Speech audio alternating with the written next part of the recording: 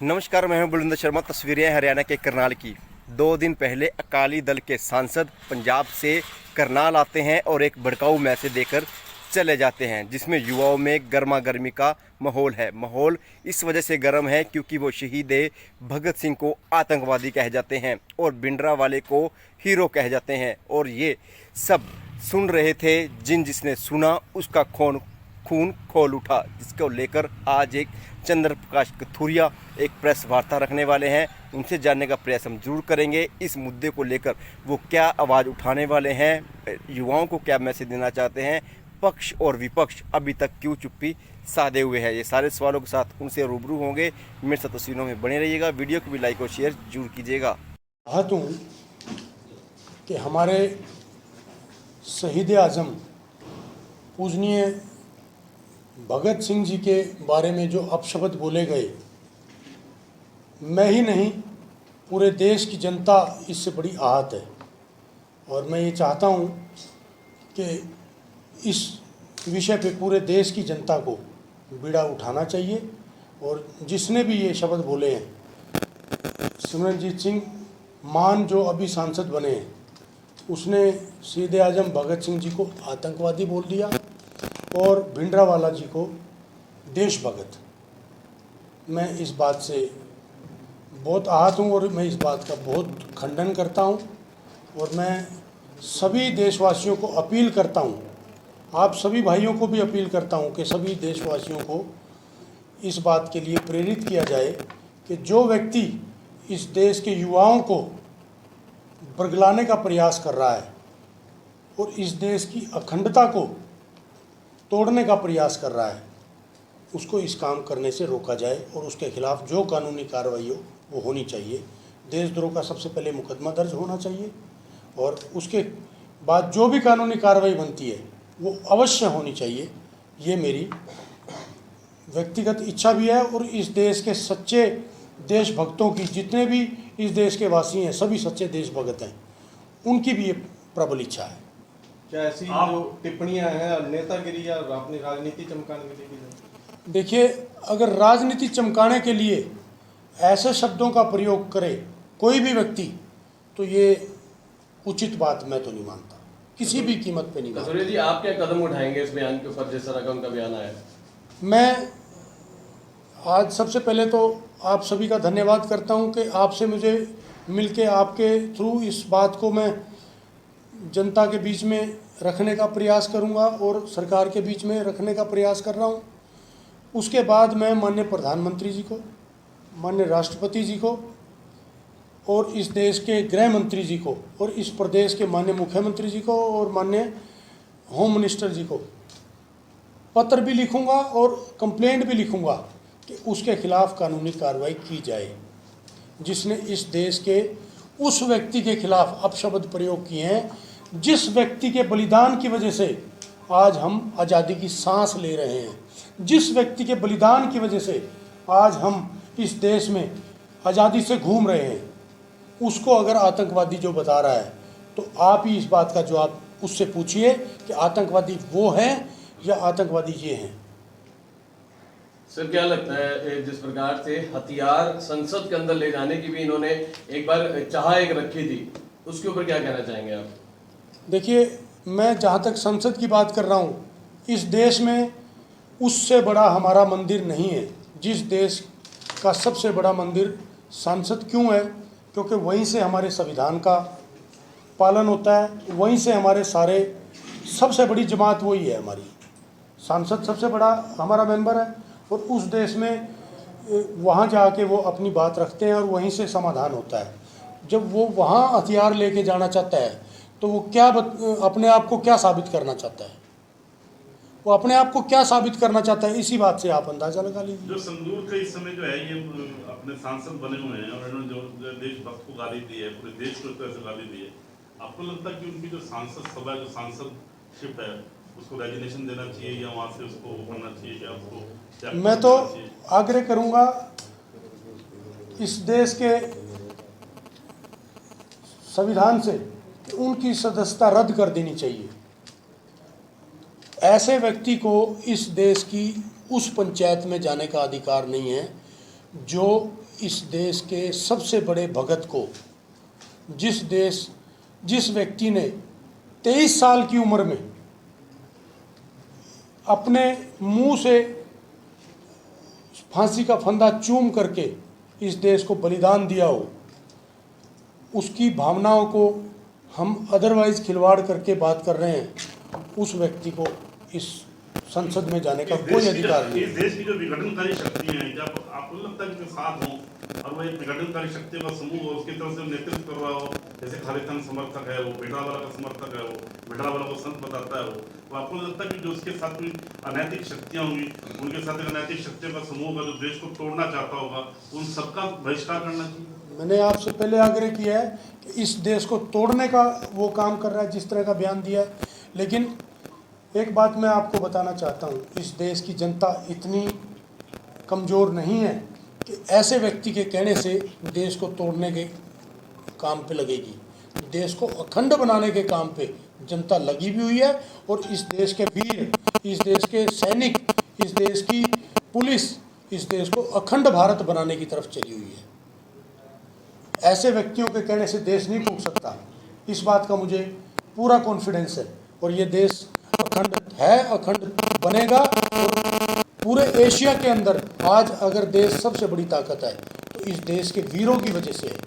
जो वीर इस देश के आज हर स्थिति में इस देश को आगे बढ़ाने के लिए तैयार बैठे हैं। आप युवाओं को पर्टिकुलर क्या संदेश देना चाहते हैं, दो लाइन में, जो मतलब जैसे आज आपने प्रेस कॉन्फ्रेंस की है, आप आहत हुए हैं, आपको चोट देना चाहते हैं कि हर युवा को, हर जो यूथ शक्ति है उसको क्या करना चाहिए, जो ये सिमरनजीत सिंह मान जो सांसद भी है और आतंकवाद फैला रहा है दिलों में।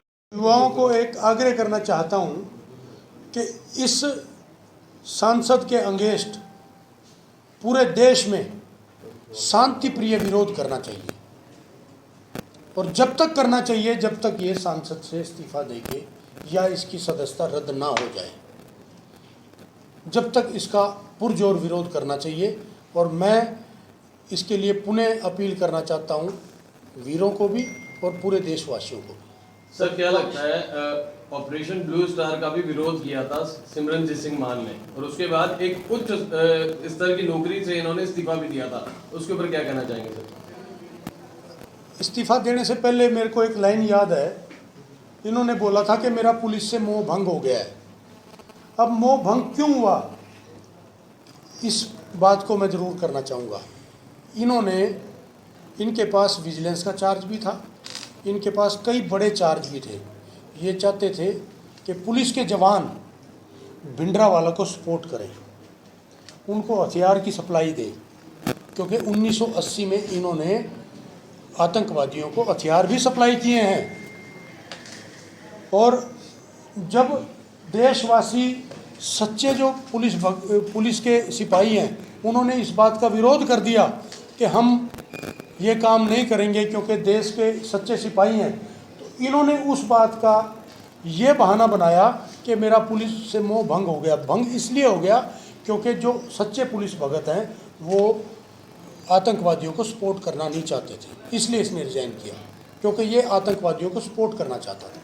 सर 1989 में इन्होंने जेल से ही इलेक्शन लड़ा था और इन्होंने जीत भी हासिल करी थी। उसके बाद 30 बार इनकी गिरफ्तारी भी हुई है। लेकिन क्या लगता है कि गिरफ्तार होने के बाद भी ऐसे लोग ऐसी उच्च पोस्टों पे बैठे होते हैं और देश के ऐसे चुनाव होते हैं जिनमें उनको बड़ी जीत मिलती है, उसके बारे में आपको क्या लगता है? देखिए, इनकी गिरफ्तारी क्यों हुई है ये तो आप सबको मालूम है। ब्लू स्टार एक ऐसी योजना थी इस देश की जिसने पंजाब के अंदर प्रजातंत्र को लागू किया था, और उसके लिए मैं धन्यवाद करता हूँ KPS गिल साहब का और माननीय इंदिरा गांधी जी का, क्योंकि उनके नेतृत्व में हुआ था। और कहीं ना कहीं ये भी बात उठी थी कि इंदिरा गांधी जी की हत्या करने में इनको गिरफ्तार किया गया, उसमें भी इनकी सपोर्ट थी।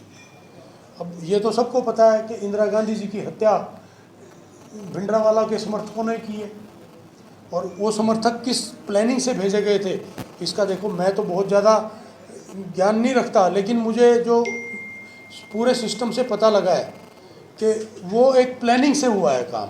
और उस प्लानिंग में इनका भी कहीं ना कहीं हाथ था, जो इतिहास बता रहा है। पक्ष विपक्ष अभी तक चुप्पी क्यों साधे हुए हैं? ये तो मैं आपसे आग्रह करूंगा, आप उनसे ज़रूर पूछो। सच्चे देशभक्त सभी हैं और देशभक्तों को ये बात ज़रूर रखनी चाहिए, पक्ष को भी रखनी चाहिए, विपक्ष को भी रखनी चाहिए।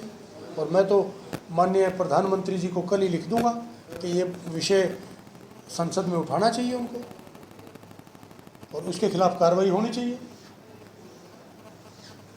सीएम के खिलाफ भी टिप्पणी की थी, पंजाबी लाला बोल रहा उनको। देखिए, किसी भी पद के खिलाफ या किसी जाति विशेष के खिलाफ टिप्पणी करना किसी का अधिकार नहीं है। आप एक बात बताइए, उसने ये बताया कि मैं सच्चा सिख हूँ। क्या शहीद आजम भगत सिंह जी सिख समाज से नहीं थे? क्या गुरु गोविंद सिंह जी सिख समाज से नहीं थे, जिन्होंने अपने बच्चे तक का बलिदान दिया इस देश के लिए? क्या सिर्फ एक ही व्यक्ति सिख है? कुछ उपद्रवी हैं जो अपनी राजनीति चमकाने के लिए इस तरह की बातें करते हैं और जिनका मैं बिल्कुल विरोध करता हूं और खंडन करता हूं कि ये नहीं करनी चाहिए। इस देश को कितना मर्जी वो तोड़ने का प्रयास कर लें, ये देश टूटने वाला नहीं है। एक बात उसने और बोली कि पंजाब को खालिस्तान बना दीजिए। क्यों बना दीजिए? कि चाइना और पाकिस्तान का बॉर्डर लगता है, वहाँ से वो इस पे वार नहीं कर पाएंगे। अरे आप अपनी चिंता करिए ना, उस पंजाब की चिंता आप करेंगे? इस देश का अभिन्न अंग है जो, उसकी चिंता इस देश के वीर करेंगे। उसकी चिंता इस देश के वीरों ने ऑलरेडी कर रखी है। आप चाइना की और पाकिस्तान की सपोर्ट से पंजाब को खालिस्तान बनाना चाहते हैं और उन्हीं से बचाने की बात करते हैं। ये कहाँ का आपका वक्तव्य है? ये कैसी सिस्टम है ये? और ये बात मैं सबसे अपील करूंगा कि पूरे देशवासियों को इस बात का विरोध करना चाहिए और सारे माननीय जितने भी सांसद हैं सबको, चाहे वो किसी भी दल के हैं, सबको इस बात का संसद में विरोध करना चाहिए।